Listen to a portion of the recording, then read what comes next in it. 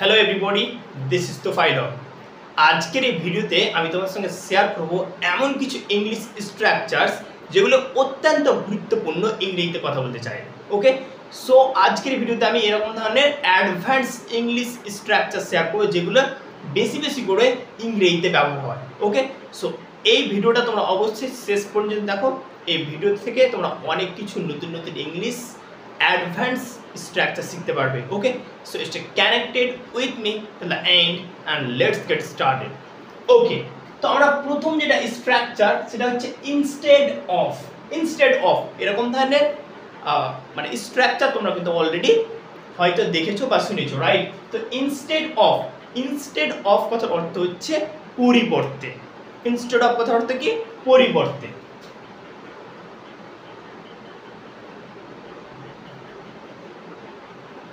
পরিবর্তে এবার এটাকে ব্যবহার করবে কিভাবে দেখো। এখানে প্রথম বাক্যটা কি আছে? You can go instead of me. You can go instead of me অর্থাৎ তুমি আমার পরিবর্তে যেতে পারো। You can go instead of me, তুমি আমার পরিবর্তে যেতে পারো। এরকম ধরনের তো বাক্য বলে থাকি যে তুমি এটা আমার পরিবর্তে করে নাও, ঠিক আছে, বা তুমি সেখানে আমার পরিবর্তে চলে যাও। তো এই যে পরিবর্তে বোঝাতে আমরা ইংরেজিতে ব্যবহার করব ইনস্টেড অফ। ঠিক আছে, কি বলছে দেখো, you can go instead of me, তুমি আমার পরিবর্তে যেতে পারো। দেখো এখানে মি যেটা রয়েছে না, এটা তো হচ্ছে একটা প্রোনাউন, রাইট? কিন্তু ইনস্টেড অফ এর পরে বেশিরভাগ কি বসে? ভার্বের আইএনজি ফর্ম বসে। ঠিক আছে, ভার্বের আইএনজি ফর্ম, রাইট? যেমন ধর স্টাডিং, স্টাডি থেকে কি এসেছে? স্টাডিং, ভি প্লাস আইএনজি অর্থাৎ ভার্বের আইএনজি ফর্ম। কি বলছে দেখো, ইনস্টেড অফ স্টাডিং পড়াশোনার পরিবর্তে he is using his mobile, সে তার মোবাইল ব্যবহার করছে। পড়াশোনার পরিবর্তে সে তার মোবাইল ব্যবহার করছে, মানে instead of studying he is using his mobile, পড়াশোনার পরিবর্তে সে তার মোবাইল ব্যবহার করছে। তাহলে কি বুঝতে পারলে যে ইনস্টেড অফ কথার বাংলা অর্থ হচ্ছে পরিবর্তে, রাইট? ক্লিয়ার? ওকে, এবার তারপরের যেটা স্ট্রাকচার রয়েছে সেটা দেখে নাও। For no reason, for no reason. ঠিক আছে, দেখো for no reason basically means অযথা বা অকারণে। যেমন করে আমরা বাংলায় বলে থাকি না যে কি সে অকারণে হাসছে, সে অকারণে কাঁদছে। এই যে অকারণে বা সে অযথা কাঁদছে কিংবা অযথা হাসছে, এই যে অযথা বা অকারণে বুঝাতে আমরা ইংরেজিতে ব্যবহার করব for no reason. For no reason যেটা বাংলা অর্থ হচ্ছে অকারণে, অকারণে বা অযথা। বুঝা গেল? অকারণে বা অযথা। কি বলছে দেখো সেন্টেন্সে, ইউ আর লাফিং for no reason. You are লাফিং for no reason, it means যে তুমি অকারণে হাসছো। ইউ আর লাফিং for no reason, it means তুমি অকারণে হাসছো। দেখো এটা সেন্টেন্সের শেষে এই স্ট্রাকচারটাকে ইউজ করা হয়েছে। ইউ আর লাফিং মানে this person is in continuous tense, right? You are লাফিং, তুমি হাসছো ফর নো রিজন, অকারণে। তো এটাকে সেন্টেন্সটাকে কমপ্লিটলি ভাবে বলতে গেলে এরকম হবে যে তুমি অকারণে হাসছো, তুমি অকারণে হাসছো, ইউ আর লাফিং ফর নো রিজন। সেকেন্ড উদাহরণটা দেখে, he is crying for no reason. He is crying for no reason, সে অকারণে কাঁদছে, সে অকারণে কাঁদছে। তো আশা করি বুঝতে পারলে যে কি for no reason basically means অকারণে বা অযথা।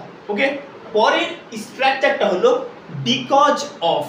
বিকজ অফ, ওকে, সো দেখো বিকজ অফ কথার বাংলা অর্থ হচ্ছে কারণে। বিকজ অফ মানে কারণ। যেমন মনে করতে পারো যে কি আমি সেই কারণে তাকে ঘৃণা করি। তো এই যে কারণে, সেক্ষেত্রে আমরা ইংলিশে কি ব্যবহার করবো? Because of. তো বিকজ অফ বেসিক্যালি মিনস কারণে। দেখো সেন্টেন্সটা দেখো কি হয়েছে, দেখো because of being tired. Because of being tired মানে কি ক্লান্ত হওয়ার কারণে। এই যে কারণে এলো, ক্লান্ত হওয়ার কারণে, এখানে যে কারণটা এলো মানে কারণে যে এলো, এটা কি কারণে এলো? বিকজ অফ আছে সেই জন্য। তো বিকজ অফ বিং টায়ার্ড ক্লান্ত হওয়ার কারণে। ঠিক আছে, because of being upset, upset হয়ে যাওয়ার কারণে। ঠিক আছে, এইভাবে আমরা সেন্টেন্সগুলোকে তৈরি করতে পারি basically. So because of being tired ক্লান্ত হওয়ার কারণে, he did not complete his homework, সে তার বাড়ির কাজ অর্থাৎ হোমওয়ার্ক কমপ্লিট করেনি।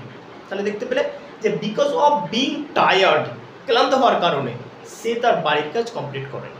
তো এখানে যে কারণে পেলাম সেক্ষেত্রে আমরা ইংলিশে সেটাকে বলবো বিকজ অফ। ক্লিয়ার? তারপর এটা দেখলে বিকজ অফ দ্যাট, ওই কারণে আই হেট হিম, আমি তাকে ঘৃণা করি।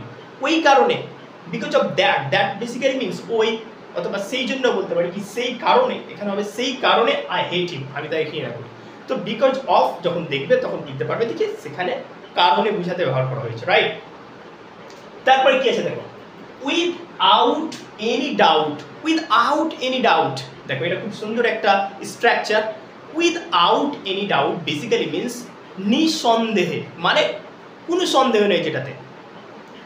একজন ছাত্র পড়াশোনাতে একদম খুব ভালো, একদম ডিসিপ্লিন ফলো করে ঠিকঠাক পড়াশোনা করে, তো আমরা কি বলবো তাকে যে কি এই ছাত্রটা নিঃসন্দেহে পরীক্ষায় পাস করবে, তাই তো? মানে এটাকে আমরা জোর দিয়ে বলার জন্য উইথআউট এনি ডাউটটাকে মানে ব্যবহার করি। ইট বেসিক্যালি মিনস যে কি এটাতে কোনো সন্দেহ নেই, মানে যে কোনো কাজ, যে কোনো অ্যাকশনের কথা বলছি, এটাতে কোনো সন্দেহ নেই। তো এখানে যে পাস করা, তো হচ্ছে সে অবশ্যই পাস করবে, মানে সে নিঃসন্দেহে পাস করবে।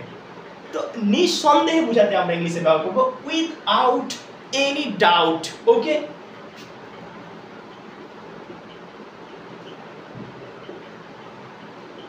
নিঃসন্দেহ। ক্লিয়ার? তো নিঃসন্দেহ বোঝাতে আমরা ইংলিশে তাহলে কি ব্যবহার করবো? Without any doubt. তাহলে আমরা উদাহরণ বলে দেখি কি বলতে দেখো, হি will pass in the exam. আমি তো উদাহরণটা বললাম যে একটা ছাত্র একদম ভালো পড়াশোনা করে, খুব সুন্দর, তো একটা কি একটা ভরসা হয়ে যায়, একটা বিশ্বাস হয়ে যায় যে কি এই ছেলেটা নিঃসন্দেহে পরীক্ষা পাস করবে, কনফিডেন্টলি বলে। সো সেক্ষেত্রে আমরা উইথআউট এনি ডাউট ব্যবহার করব। He will pass in the exam without any doubt. সে নিঃসন্দেহে পরীক্ষায় পাস করবে। বুঝতে পারছো যে কি কোন সিচুয়েশনে উইথআউট এনি ডাউটকে ইউজ করা হয়? Are you getting? দেখো এখানে আমরা তাহলে কি দিলাম? Without any doubt. I hope you understand. He will pass in the exam without any doubt. সে নিঃসন্দেহে পরীক্ষায় পাস করবে, অর্থাৎ এটাতে কোনো সন্দেহ নেই যে সে পাস করবে না। বুঝতে পারলে? তারপরে উদাহরণটা দেখো, হি ইজ উইথআউট। এবার উইথআউট এনি ডাউটকে আমরা সেন্টেন্সের মাঝেও ব্যবহার করতে পারি, ঠিক আছে? দেখো, he is without any doubt the best player in our team. সে নিঃসন্দেহে আমাদের দলের সব থেকে ভালো খেলোয়াড়। সে নিঃসন্দেহে আমাদের দলের, আমাদের টিমের সব থেকে ভালো খেলোয়াড়। তাহলে দেখতে পেলে যে উইথআউট এনি ডাউটকে আমরা সেন্টেন্সের মাঝেও ব্যবহার করতে পারি। বুঝা গেল? তো এই স্ট্রাকচারটা দিয়ে তোমরা নিজে থেকেই বাক্য তৈরি করতে পারো। Okay, he will pass in the exam without any doubt. তো তোমরা এটাকে ব্যবহার করে নিজে থেকে কিন্তু সেন্টেন্স তৈরি করতে পারো। ওকে ওকে, তো এবার পরের স্ট্রাকচারটা কি আছে দেখে নাও। আননোয়িংলি। দেখো আননোয়িংলি মানে কি? আননোয়িংলি বেসিক্যালি মিনস অজান্তে। নো মানে যেটা জানা, তো আননোন মানে অজানা, তো এটা কি হচ্ছে? আননোয়িংলি। ঠিক আছে, আননোয়িংলি এখানে রুট ভার্ব যেটা সেটা হচ্ছে নো, রাইট? তো আননোয়িংলি মানে কি বলতো? অজান্তে। ওকে, মানে এটা মানে আনইনটেনশনালি যেটা আমরা ইংলিশে বলে থাকি, মানে অজান্তে, যেমন অজান্তেই ভুল হয়ে যায়। ঠিক আছে, সো অজান্তে বুঝাতে আমরা ইংলিশে মানে ব্যবহার করবো আননোয়িংলি। জানতে, অজান্তে। ঠিক আছে, আননোয়িংলি মানে আনইনটেনশনালি। ওকে, যেমন কি বলছে দেখো, I made a mistake unknowingly, মানে আমি অজান্তে একটি ভুল করে দিয়েছি। I made a mistake unknowingly, আমি অজান্তে একটি ভুল করে দিয়েছি। ইট মিনস যে কি তুমি ভুলটা ইন্টেনশনালি করনি, it happened unintentionally, right? So unknowingly basically means unintentionally, right?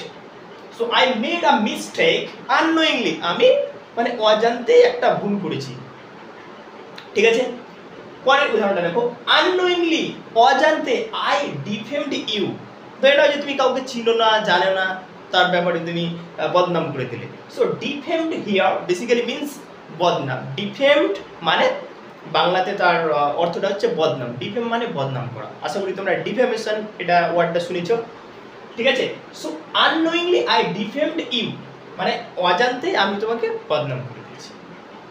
ঠিক আছে, আননোয়িংলি আই ডিফেমড ইউ, অজান্তে আমি তোমার বদনাম করেছি। ঠিক আছে, মানে বদনাম করেছিলাম যেহেতু পাস্ট টেন্সে আছে, আননোয়িংলি আই ডিফেমড ইউ মানে অজান্তেই আমি তোমার বদনাম করেছিলাম। হয়ে গেল। পরের স্ট্রাকচারটাকে দেখে নিই, little did I no. Little did I no, দেখো এটা খুব সুন্দর একটা structure, right? Little did I no আজকাল কিন্তু প্রচন্ডভাবে মানে ব্যবহৃত হচ্ছে। ঠিক আছে, তো little did I no basically means কি বলতো, আমি কি জানতাম, এরকম সেন্স। আমি কি জানতাম, লিটল ডিড আই নো মানে আমি কি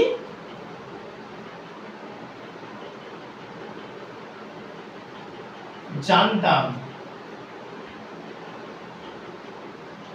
আমি কি জানতাম।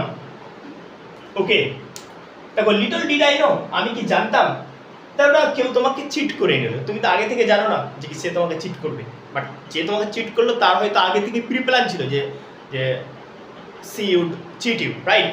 বাট তুমি তো জানো না, কিন্তু যখন চিট করে নিলে, যে তোমার বন্ধু হয়তো বলছে যে কি ও তো তোমাকে আগে থেকে চিট করতো, ও তো এরকমই ধরনেরই, তো তুমি তখন এরকম ধরনের বাক্য বলে থাকো, আমি কি জানতাম যে সে আমাকে চিট করবে। এই যে আমি কি জানতাম, এক্ষেত্রে আমরা ইংলিশে বলবো লিটল ডিড আই নো। কি বলছে দেখো, little did I know she would cheat me, আমি কি জানতাম সে আমাকে চিট করবে।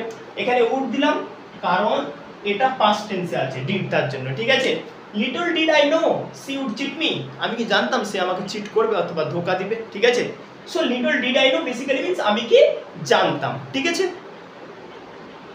দেখো এখানে আমি উড ব্যবহার করেছি কারণ এখানে ডিড আছে তার জন্য। ওকে, দেখো when it comes to, when it comes to basically means যখন সময় আসে। এই স্ট্রাকচারটার ব্যবহার আজকাল কিন্তু খুব বেশি বেশি দেখতে পাওয়া যাচ্ছে, when it comes to। ওকে, তো এটার বাংলা অর্থ হচ্ছে যখন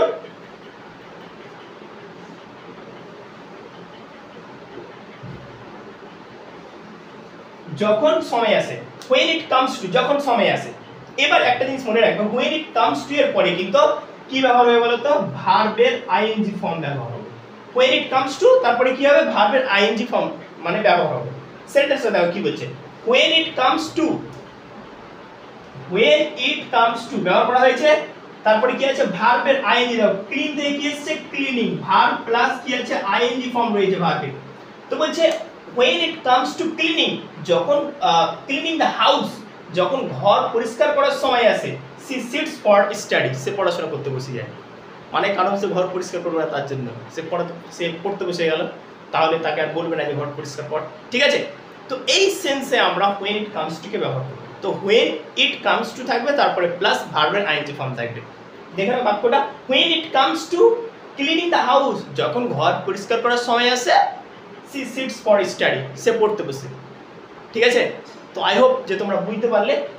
আর এই স্ট্রাকচারগুলো খুবই ইম্পর্ট্যান্ট স্ট্রাকচার, এই স্ট্রাকচারগুলো তোমার ইংলিশ স্পিকিং স্কিলসকে নেক্সট লেভেলে নিয়ে যাবে।